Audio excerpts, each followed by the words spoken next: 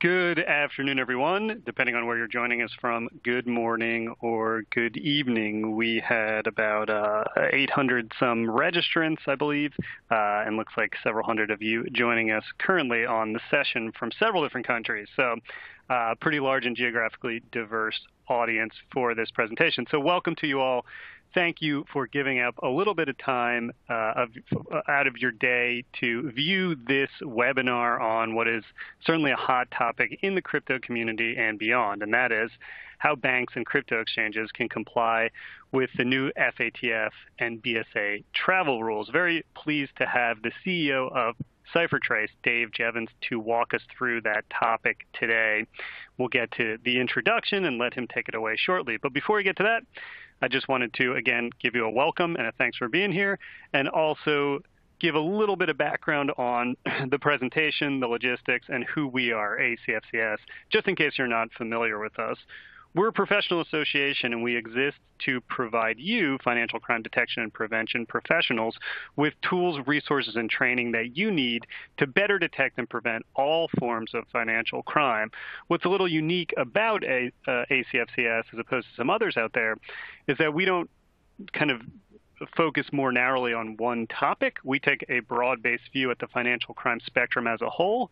That includes things like money laundering, fraud, corruption. It also includes issues like cybersecurity, tax evasion, and emerging technologies like virtual currencies, crypto, blockchain applications, and so forth. So we try as much as possible to cover the gamut and identify the common vulnerabilities, common tools, common resources, and chances that we as an industry have to do it better. So that's what we're here for. And we provide membership, which includes a host of webinars and other news and informational resources. We provide the Certified Financial Crime Specialist credential. We also do online training, live events, conferences.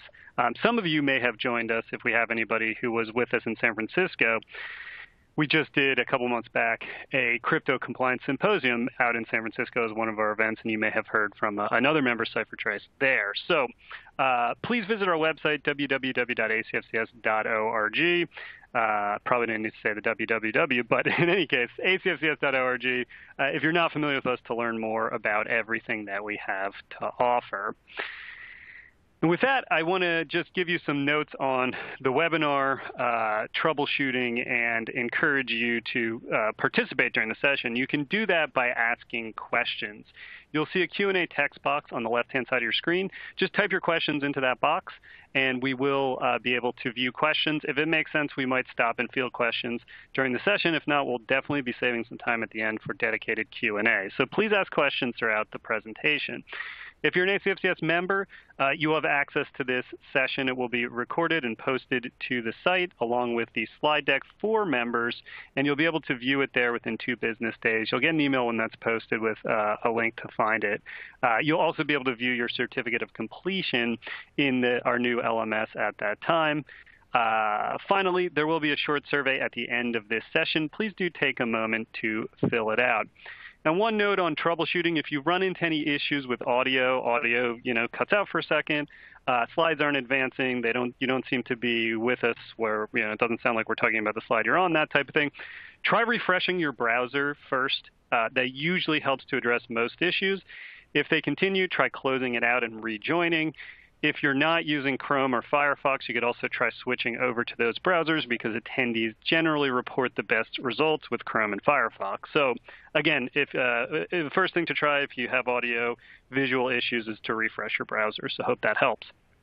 With that, I would like to introduce, again, David Jevans, who is with Ciphertrace, actually the CEO of Ciphertrace, and we're very pleased to have him with us today, and thankful that he's taken some time out of what must be a very busy schedule, to give this presentation. He has over 20 years of experience in the security, payments, and computing markets.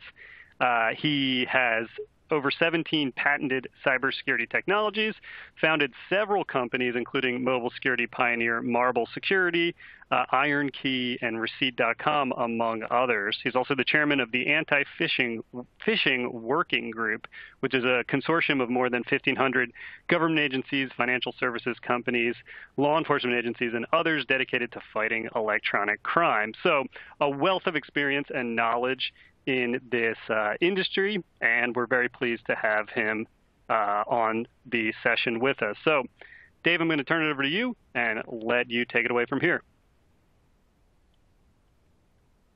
Thank you very much, Brian.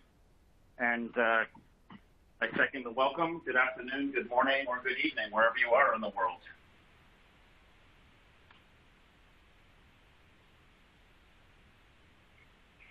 For today's agenda, I'm going to talk through some really emerging threats for financial crime investigators and risks that we're seeing financial institutions being exposed to with regards to the emerging categories of cryptocurrencies. We'll talk about new travel rule requirements and the emerging travel rule changes that are coming out in 2020. And then we're going to go into some technical details on how the industry is responding to these travel rule requirements and a variety of just more technical things at the end. So at the beginning, will be more about the landscape, what are the bad guys doing, how can we detect them, and then we'll move into some more technical information. Just as an overview of my background, I come from a security and financial services background. I've been working in cryptography and financial transactions for 20 years. I got into cryptocurrencies in 2011 when I started reporting on how break-ins at exchanges would dramatically affect the price of Bitcoin, and you could actually chart the price of Bitcoin related to every security breach that was happening. So every major hack, someone stole 400 million, someone broke in here, someone broke in there. You'd see the price of Bitcoin respond immediately to the security incident. Clearly, over the years, the market has grown dramatically. Bitcoin used to be $11 back then, and now it's at $10,000. And there's so many more cryptocurrencies, but security and compliance are clearly big issues in the space, and they affect financial institutions, they affect investment services, they affect home offices and individuals. Briefly, my day job is I'm CEO of a company called Ciphertrace, headquartered in California, but with operations all around the world, and we focus on tools and systems for financial investigations, cryptocurrency, anti-money laundering, threat intelligence for banks regarding these risks, regulatory supervision, and providing training. One of the things that we do is we produce a cryptocurrency anti-money laundering report. We do this every 3 months. The latest one is the Q2 report. You can find it on Ciphertrace's website for free, and you will find that some pretty interesting background on the regulatory environment, on financial crimes and the thefts that have been going on, and some really great background on what's changing in the space, where the major threats are. So it makes some pretty good reading. Some of the things you'll find in the AML report are a global set of metrics around which countries and which regulatory agencies and governing bodies are providing regulations around crypto and crypto to fiat type of transactions. There's a whole variety of them. So there are regulations around just pure crypto. There are regulations around companies that provide crypto to fiat conversion, in other words, banks. There are emerging regulations around distributed cryptographic systems, cryptocurrency systems. There are regulations that are coming around anonymous cryptocurrencies. So this gives you a good snapshot that's updated every 3 months around what's happening for all of these different types of regulatory environments and the countries. And then there's also a nice timeline graph that shows you over time what are the expected regulatory changes in the market that will affect you as financial crimes investigators, that will affect banks, that will affect virtual currency companies, and that will affect trading companies that are active in trading these assets. So that's all really great information that's available in the report. So I'd like to start today by looking at cryptocurrency risks to financial institutions before we move into the travel rule and the different issues and aspects around it. And this is the stuff that's motivating these changes to the travel rule. Here's an example of a service that allows people to buy and sell cryptocurrencies using online transfers, wire transfers, ACH transfers, PayPal transfers, the ability to transfer from any bank. You will also notice here that these sites support walk-up cash deposits. So they've identified financial institutions that allow you to have people walk up and deposit cash into accounts and then affect crypto transactions. Utilization of money service businesses such as Western Union and MoneyGram and PayPal. You'll also see here that they're offering the ability to have gift cards and debit and credit cards be used to effectively bridge the gap between fiat payments, so US dollars, euros, yen, and cryptocurrencies. And they operate across a number of different cryptocurrencies. The most popular is Bitcoin, and that is probably 80% or more of the market.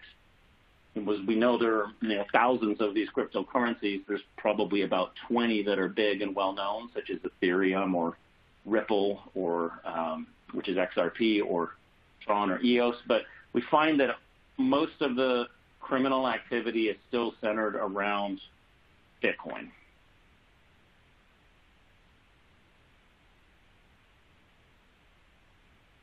One area of concern that we have uncovered are people who are operating unlicensed money service businesses to support these types of activities, of these criminal activities. What we're finding are that people are registering businesses, usually with an online service, presumably with fake IDs or stolen IDs, and they are using those to create corporate entities. So for a couple of $100, you can create a corporate entity, and then you can go create a corporate bank account.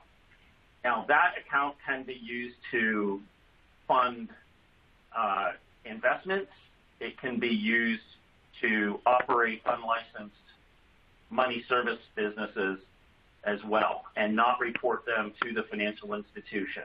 So if once you have a bank account, there's so much you can do. Here's an example of a service that we're monitoring.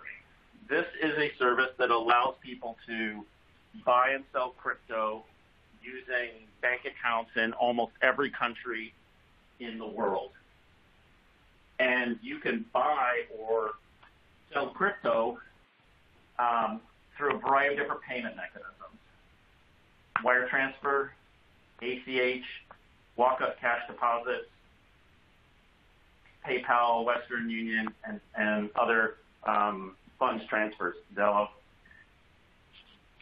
So here's an example of looking for a way to buy Bitcoin in the United States through bank transfers. And then you'll basically find that there's a whole lot of banks that these folks have interfaces to, where they can basically allow independent operators to run money service businesses. So this is think of this as like an eBay of where can I get crypto exchange services through the banks without the banks knowing. And these are independent operators. Some of them appear to be consortia of criminals that are operating across the world. Some of them are smaller independent operators. And this is through the eBay site to find them. These sites operate very much the same way as an eBay would. They have reputation around buyers and sellers. So if you want to do business with one of these folks, you actually have to have probably done business with someone before, and then they'll disclose the bank account information to you.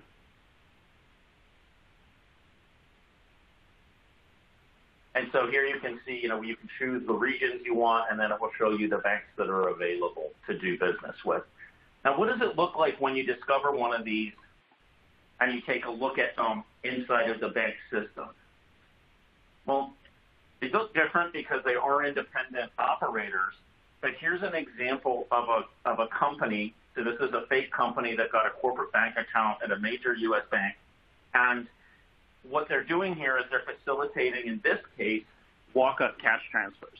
And what we can see here is that they are effectively keeping under any kind of CTR reporting levels, so they make sure that the daily deposits into these accounts are well under $10,000.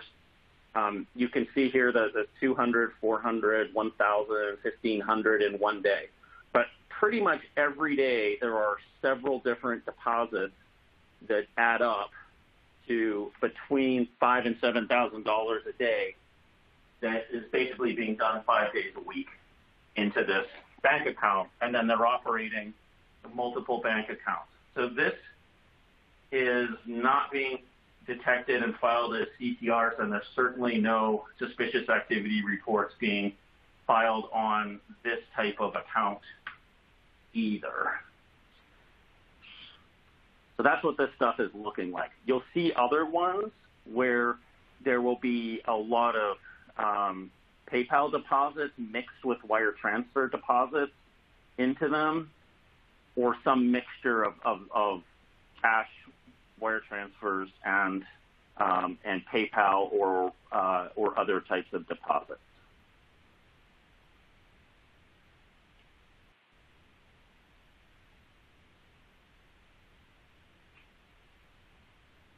One of the things that's important also is to find out who are these unlicensed crypto businesses that are using the fiat payment system. So this is an example here of a bank account being advertised to facilitate the purchase of euros and the movement of euros through crypto. And again, this is an unlicensed money service business. Let's move on to another area of risk and facilitation of financial crime regarding fiat currencies as well as crypto. And these are the virtual currency ATMs. There are about 3,500 of these now. It's a very profitable business. They are located all around the country and, in fact, all around the world. These machines basically allow you to buy and sell cryptocurrencies for U.S. dollars, pounds, euros, depending on the country. Their KYC is, sometimes they have it, and sometimes they don't. So if you want to deposit $500, you can do it pretty much with no identification information at all. There's no limit of the number of times you can do it in a day. If you want to do, say, $3,000 or $5,000 in a transaction, they will do two things to try to identify you. The first one is they will ask you to hold up a picture of your fake ID so they can take a picture of it. And then the second thing they will do is send you a text message to try to verify and ascertain identity. But, of course, if you bought the burner phone at your local convenience store for $15, then you have it sent to your burner phone, which has no identity information, and that is their form of KYC. So these things you can basically move, as I mentioned, between 500 with no ID and then above that up to about $5,000 per transaction. Some of them will allow you to move up to $30,000. So you can deposit cash into them. It has a cash machine input, or you can get cash out of them. The reason these are spreading quite widely is the profitability of these machines. They are found in subway stations. They are found in various salubrious locations like bake shops. So they're found in lots of different places, bars sometimes. They're charging between 8 and 12% per transaction. So to put money in, they might be charging 11%. To also take money out, it's a similar fee. So you're talking about transactions where if you did it from one ATM to another, you're looking at around 20% transaction fee. Nobody's doing this to send money home to mom. When you analyze the transactions of these machines through blockchain analysis, what you find is a lot of connections to drug marketplaces, to offshore money laundering services, and to online gambling services. Now these, as I mentioned, are located all around the world. There's about 3,500 of them now, a lot of them in the United States. If you look in Manhattan, you're probably only about 5 blocks away from one. And their popularity is growing quite a bit. We know of a company that has about 150 of them, about 100 in the U.S. and 50 of them in Colombia, South America. You can draw your own conclusion as to what that might be being used for.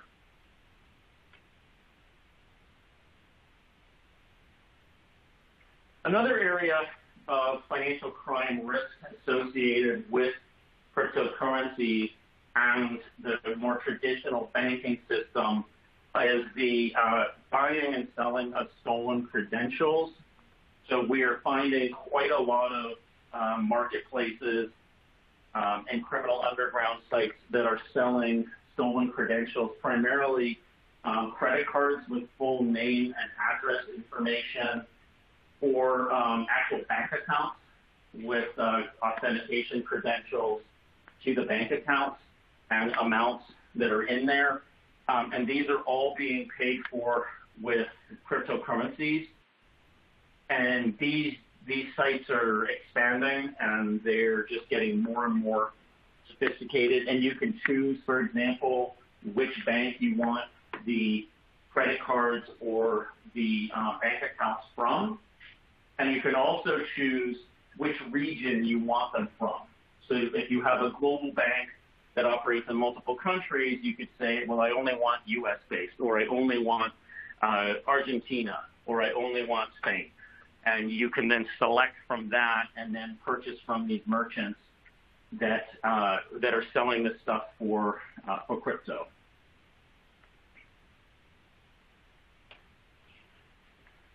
Another thing to look out for is the emergence of terrorist financing using cryptocurrencies.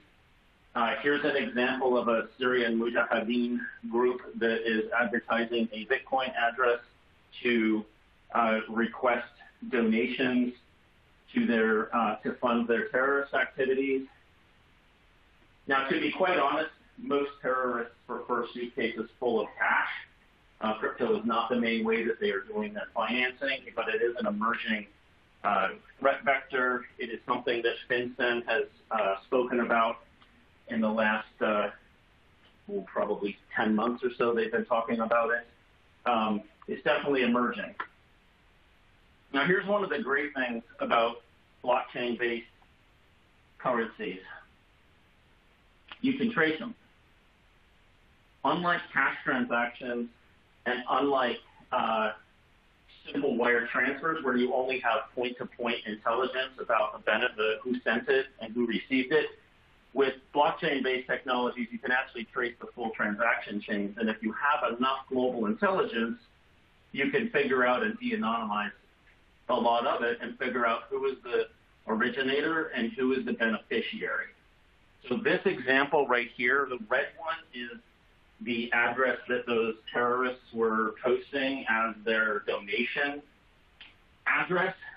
And if we trace the funds backwards, you can see that in blue there, the people donating into them in this instance were had basically U.S.-based accounts. So they had accounts at a U.S.-based company. And if you move forward through the transaction chain, what's really interesting is you are able to start to see other people donating into their cause, and you can start to see that how much money they're actually gathering. So you can say, oh, well, look, it wasn't just one donation of $150 from somebody in Seattle. It was actually, in one day, $5,000 from 8 people in San Francisco, Chicago, and Zurich, Switzerland. And then you can actually trace it to where they're managing their accounts and where it's coming out. And I, on purpose, cut that out on the right-hand side to not expose that institution.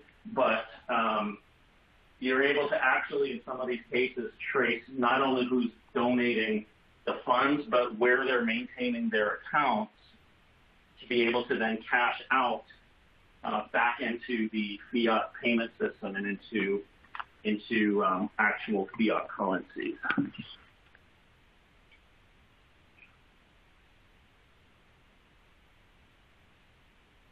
All right.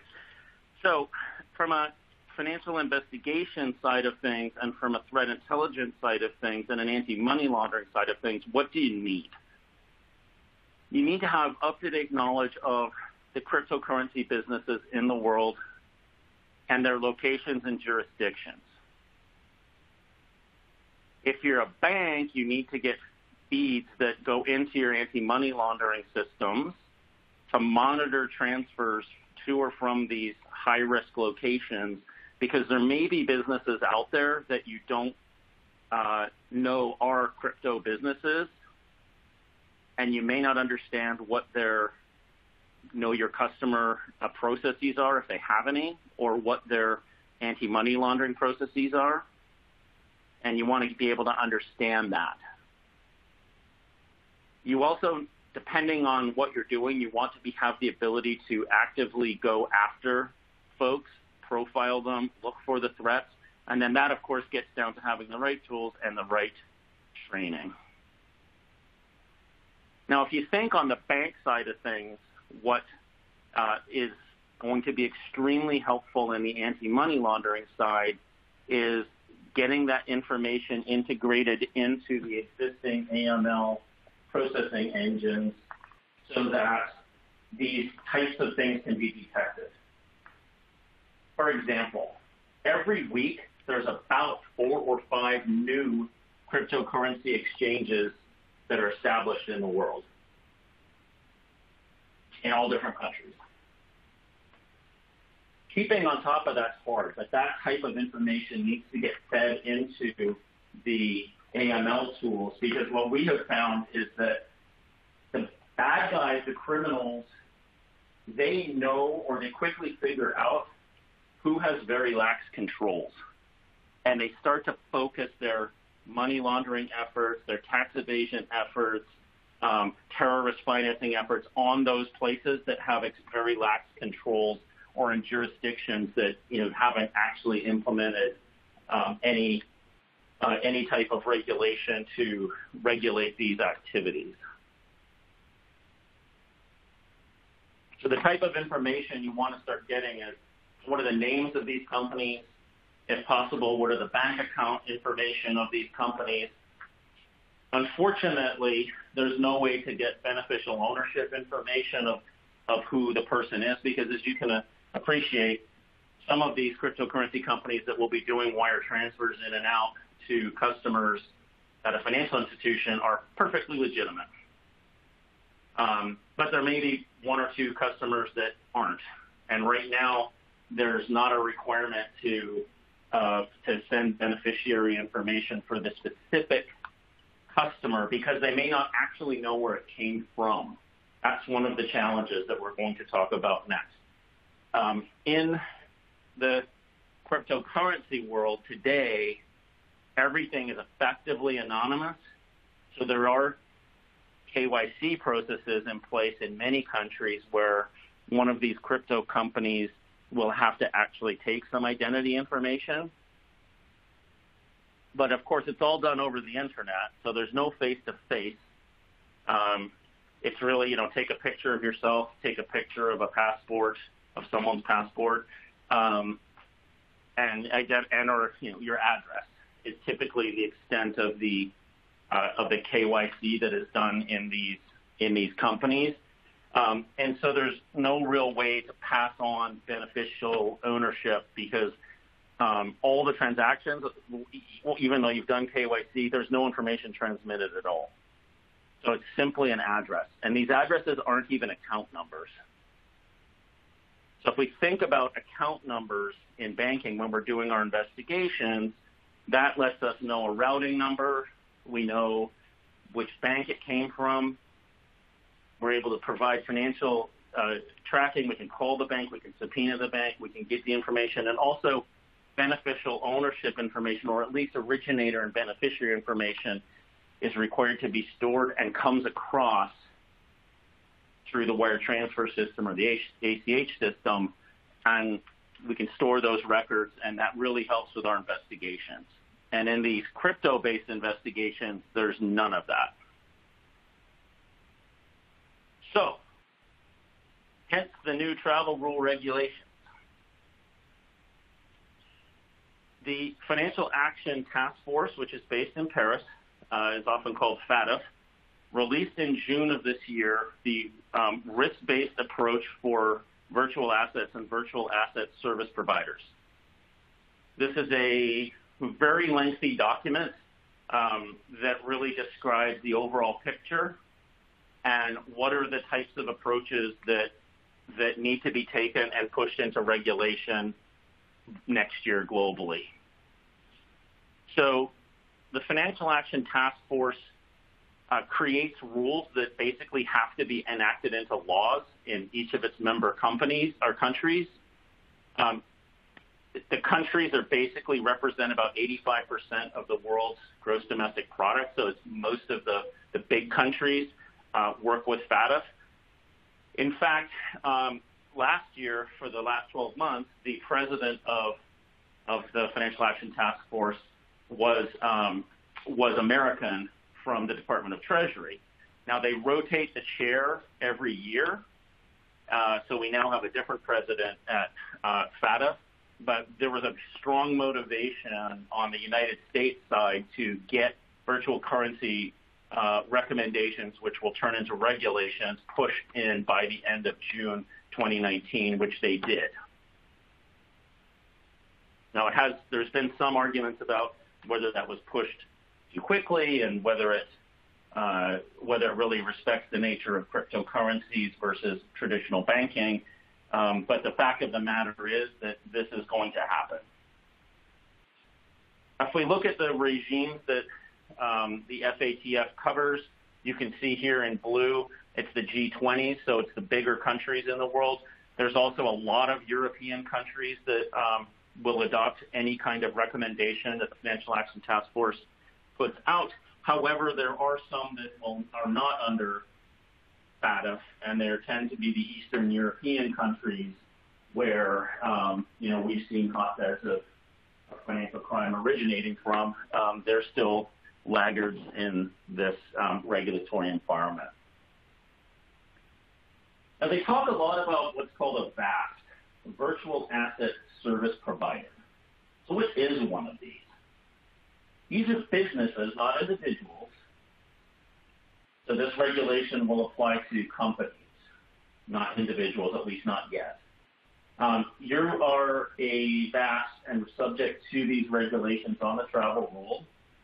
if you enable exchanges between virtual assets and fiat currencies.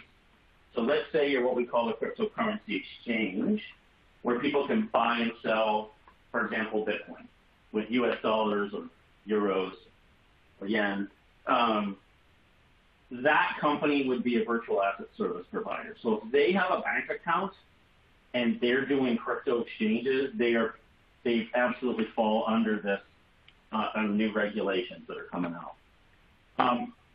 Also, there are many folks in the industry that have tried to skirt any kind of KYC and AML regulation by saying, well, we don't have a bank account, we don't deal with fiat currencies, we just let you swap between one currency to another.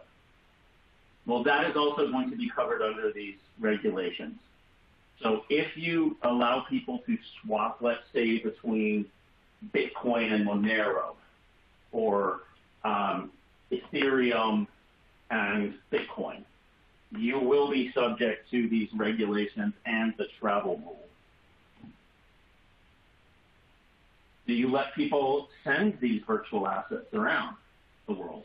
If you're letting people send virtual assets, you're going to be subject to it as well. Are you a custodian? Are you administering them? Are you keeping them safe? Then you're going to be subject to this as well. So when the assets come in, let's say you're a custodial bank or a broker or broker-dealer, and you're taking this in, you're going to have to be complying with this regulation as well. And also, if you're helping people sell virtual assets, so you'll remember 2 years ago we had this big boom of the initial coin offerings, the ICOs, which created 2,000 different currencies, and probably 1,500 of them were frauds. You would be subject to that as well if you were helping facilitate those initial coin offerings. Okay, so it's recommendation 16, and what does it require of these virtual asset service providers? It's very much moving towards what we see in the traditional banking system today, which is you have an obligation to transmit the beneficiary and originator information. You've got to identify and report suspicious transactions, so you have to file SARs. You'll have to file CTRs. You've got to be able to take actions to freeze assets. Today, that is completely ad hoc. If you look at how asset freezing is done today, other than if there's an arrest and for a criminal action and somebody is taken to jail and then you try to freeze their assets, other than that, the way to freeze assets, let's say the stolen assets, the state of the art is a Telegram channel where people know each other. In fact, they don't even report which company they work for, and you kind of post on it and say, hey, here's 10 million that was stolen, or 50 million, can you please freeze it? That is the state of the art today in the industry. So that obviously needs to improve. And you need to prohibit transactions, i.e. sanction screening and counter-terrorist financing screening, which is by and large not done today. And if you look at the CTF state of the world in this industry, it's, like I said, it's really not done. And the state of the art is OFAC has started adding Bitcoin addresses to their block lists, but these addresses change with every transaction. And so that is, it's a good effort, but it needs to get dramatically better to prevent terrorist financing.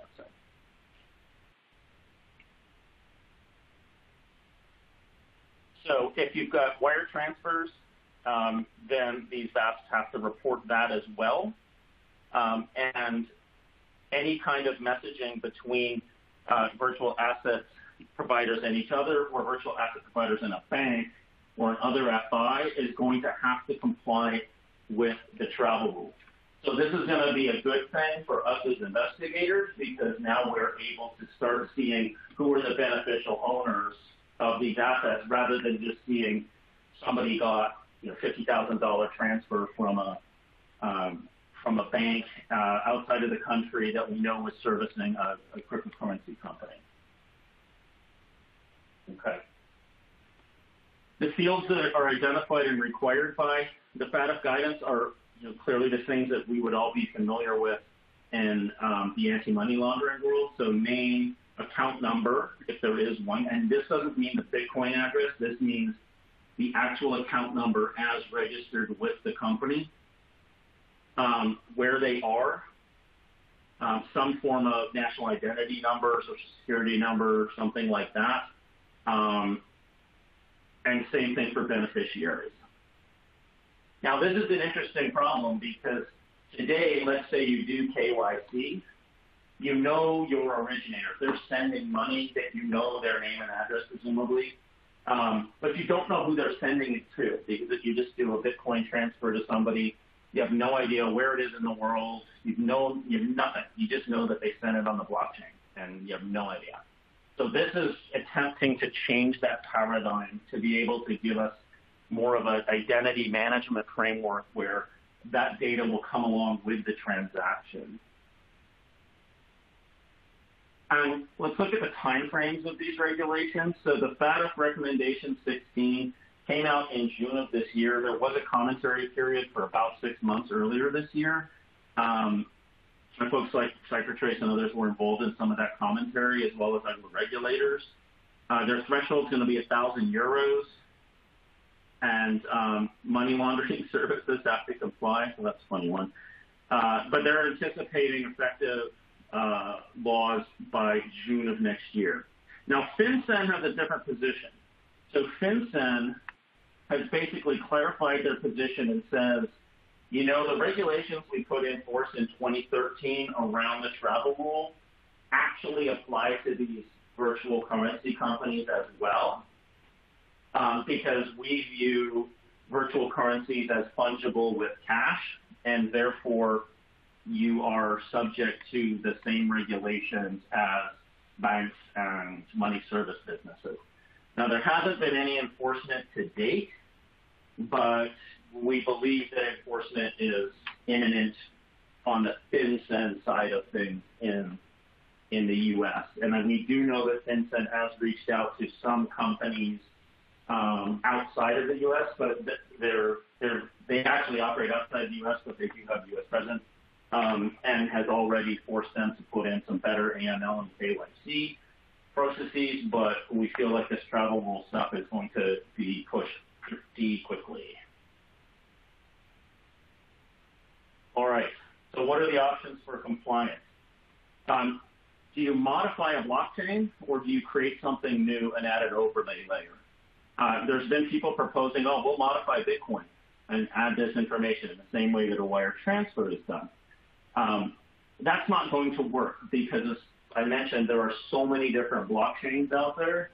You can't get hundreds of different blockchains to get modified. These are often open source community efforts. You can't force people to upgrade. It may not be possible given the definitions and how they technically work. So it's really going to be an overlay layer. So it's going to be a separate network layer of transmitting this beneficiary and owner information, originator information, that will operate over the internet. There is a proposal called BIP 75, a Bitcoin Improvement Proposal, that was developed several years ago. I think it was developed in conjunction with Ripple, with the XRP protocol. The problem is that on BIP 75, it's generally oriented at Bitcoin. It has been revised to potentially support other cryptocurrencies. I think it's a very good framework, but there were a number of problems with mutual authentication and error checking and things like that with this proposal. So another option being proposed by the industry is a centralized service, so similar to, imagine SWIFT on the internet for moving this identity information around in conjunction with these transactions. The problem with this type of thing is you're subject to, obviously, outages. Performance, if the thing is slow, then all of these transactions will slow down or be stalled for the entire cryptocurrency industry. And the cryptocurrency industry has a 724 clearing and settlement model. So unlike what we think about in wire transfers or ACHs, where, you don't work on Sundays, et cetera, this world works 724. If you have a centralized service, it will get attacked. Guys will attack it and try to take it out. And nation states will attack it too. Such a service would have very complicated privacy issues. So, for example, in Europe, it would have to comply with the General Data Protection Regulations, or GDPR, but wouldn't have to comply with those in the United States or in Singapore. And then you just have cross-jurisdictional issues of how do you operate it, where does it operate, who sues it if it goes wrong. Okay. So what we put together in conjunction with other players is a proposed infrastructure called the Travel Rule Information Sharing Architecture, or TRISA. The idea here is an open source capability, which is incongruent with all of the cryptocurrency efforts in the world. So that isn't owned by anyone. It's peer-to-peer, does not require centralized network, complies with the Financial Action Task Force recommendations, and uses technologies that have been around for 20 years and we know work, rather than trying to invent new crypto or things like that. So you can think of it as this way. If you think about SWIFT, all of your transactions through SWIFT are going to a centralized hub in Manassas, Virginia, or in the Hoop in Belgium. In this model, they're direct connections. So it's peer-to-peer between virtual asset service providers, between the banks. It's really a peer-to-peer system where people connect to each other. The messaging structure is exactly the same type of thing you would see for a traditional BSA compliant the travel rule message. So in this, the difference is this is encrypted, so it's going to have to go over the internet, but it's basically originator name and the beneficiary information as well. All of that information goes in here. And then using this technology, we can basically ensure that these virtual asset service providers authenticate each other. They know who it is on the other side, so you can do that with digital certificates and mutual authentication. I won't bore you with the technical details. You can find them in some of the white papers. Now, one of the issues is reliability, because you don't have a centralized service, so you have to make sure this stuff is reliable. That is done through queuing mechanisms on each sender and receiver. And the important thing here is you have to send the information, the identity information, before you initiate the blockchain transaction. You have to ensure that it's received by the beneficiary, by the receiving organization, before you commit the blockchain transaction. So before I actually send the Bitcoin, I'm going to send you the transaction information about who it is and who I'm sending it to. Okay. I mentioned earlier, today in cryptocurrency, you have no idea where you're sending anything to. How do we figure out where in the world we're sending it to and maintain these capabilities? So we need to maintain privacy. We need to keep it decentralized. It needs to be high performance, and it needs to have low impact on transaction workflows. And we can't be basically breaking all of the transaction workflows that have already implemented in these companies. And we believe a peer-to-peer discovery mechanism is the right way to do it. So instead of centralized repository, there's a lot of different optimizations that can be performed on these peer-to-peer networks. So it doesn't have to be some brute force mechanism. You don't have to, again, have a central repository of it. Brief talk about security, and then I will take questions in the last 10 minutes. So the core idea around pretty much every proposal in this industry, and as you know, we don't have a lot of time to get it built because FinCEN is starting to move now, and FATF is going to be requiring global implementation by June of next year.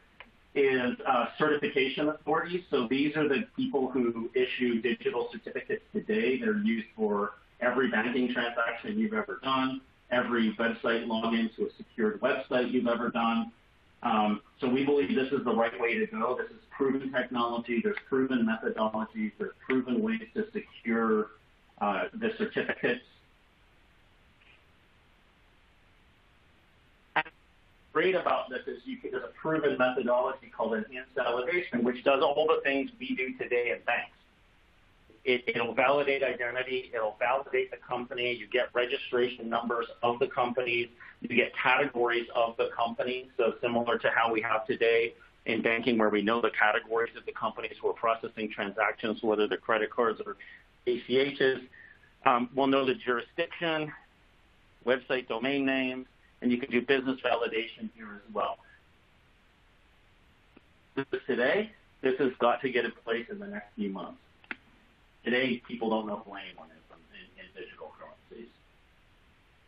And then what's nice about it is it enables us to do fraud detection, sanctions detection and verification, jurisdictional checks, KYC checks, business registration checks, and then you get that information and you get the certificate issued. So now you know that you're actually transacting with a relatively compliant counterparty. And then lastly, on security, what you've got here is very strong encryption. You can do it over the internet. It uses well-known processes. But you also get things like blacklisting and revocation, because as we know, sometimes these companies get compromised and have huge bankruptcy issues. So, for example, it's not unusual to see thefts in the range of $500 million in one sweep. We've actually, I think in the last 6 months, we've tracked $4 billion of stolen funds.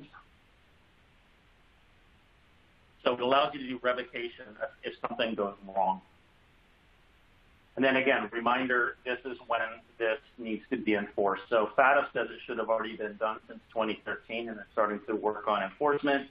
Or rather, FinCEN says that, and FATF says it needs to be in place globally by June. So everybody is scrambling. All right, and here's where you can find information about the open source project if you have interest in that. And now I will open the floor for questions on any of this. Thank you very much, Dave. I just want to jump in quickly and say thanks for an excellent presentation. Really appreciate both the view at of the risk landscape and some of what's going on out there and the nexus to the financial sector. I think it really helps frame why this matters for the folks out there. So it looks like we do have quite a few questions coming in. I'm going to give Dave a chance to kind of review those and then start responding. In the meantime, I just want to remind everyone that this session has been and is being recorded. It will be posted to the ACFCS site within 2 business days, so you should see it up there by the weekend, and you will get a follow-up email with a link to the learning management portal to go in and watch the recording, view the slides, download your certificate of participation. If you do have questions, please type them into the Q&A text box on the left-hand side of the screen at this time. And again, we'll be, Dave is kind of going through them, and we'll start fielding questions in just a moment. I also want to note that the links on the slides here, since I don't think they're like clickable, I did include them in the resources section. So you should see a resource box in your On24 Event Center there on the left. So the white paper, the source code, also there's the FATF guidance that Dave mentioned, as well as the FinCEN updated guidance from back in May, all available there in the resources section. So take a look there if you would like to learn more about this. And with that, I'll turn it back to Dave for questions. Thank you, Brian. And there's so many questions, so let me get going quickly here. Do we think that traditional fiat reporting and communication mechanisms such as SARS and Egmont will change as a result of compliance with travel rule and BSA rules? Absolutely.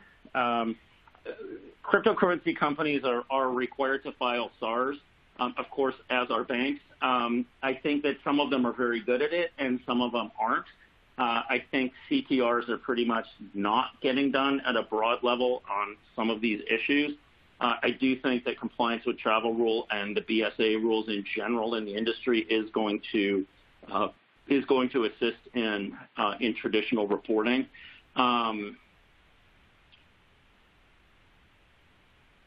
So another question, this is more from a cryptocurrency side of things. What happens with a transaction if a receiving VASP says, I don't want to receive this transaction?